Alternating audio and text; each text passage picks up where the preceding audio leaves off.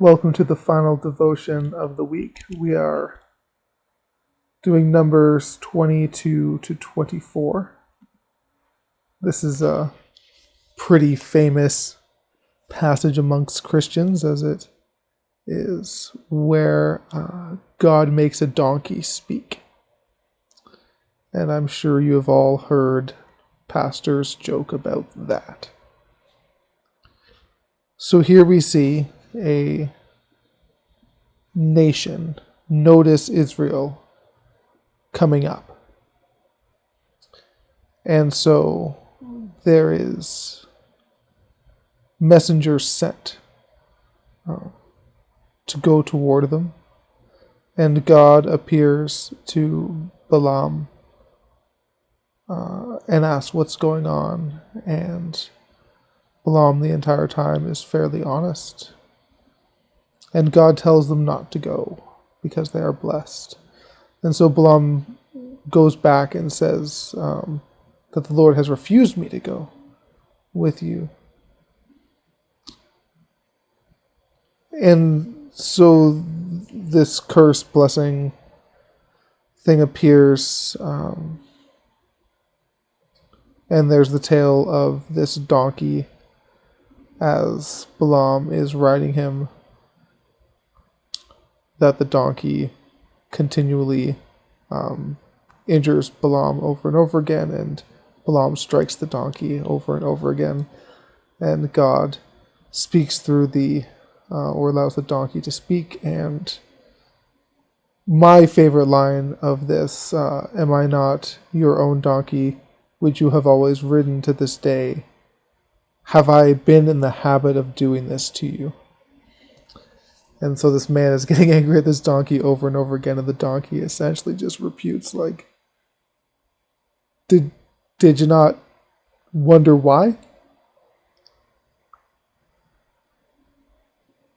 And so Balaam, throughout this, interacts with God fairly well and recants and shows reverence. And he, in a way, becomes a prophet of the Lord. God speaks through him. Several times over the next chapters, Balaam speaks a message from God. Some beautiful things about Israel, about who God is. In 23:19, God is not human that he should lie, not a human being that he should change his mind. Does he speak and then not act? Does he promise and not fulfill? I have received a command to bless. He has blessed, and I cannot change it.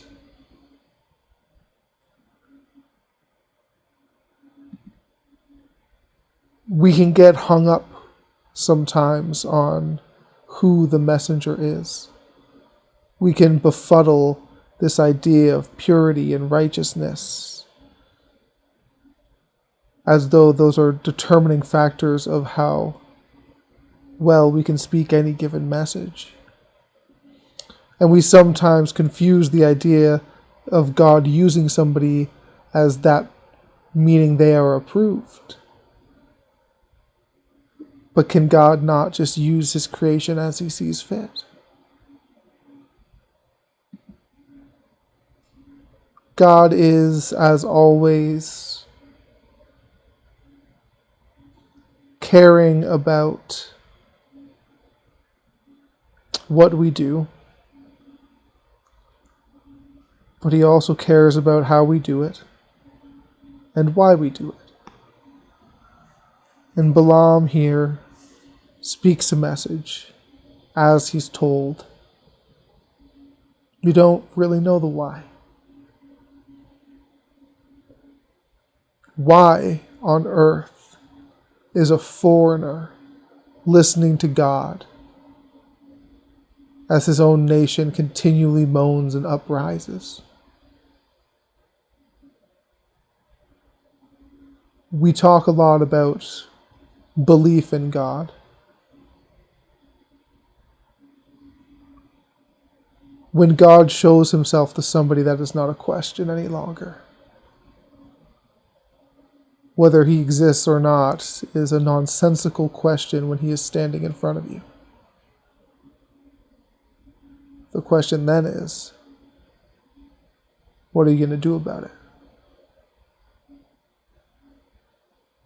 And so, Lord, I pray that we would learn to love you and serve you as matter-of-factly and as obviously as if you were sitting beside us, driving alongside us, walking and eating where we walk and eat. That we would listen to you as we would listen to anybody at our kitchen table.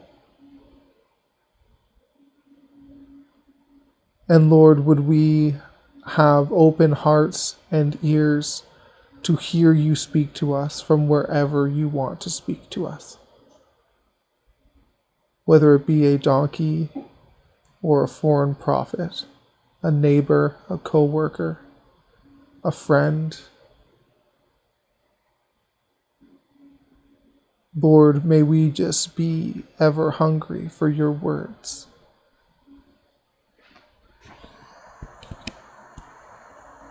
And so I just encourage you as we go forth today that God is speaking and is alive.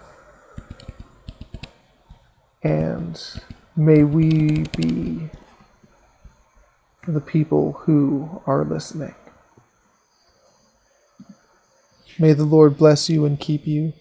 May the Lord make his face to shine upon you. May the Lord be gracious to you. And today, would you know his peace?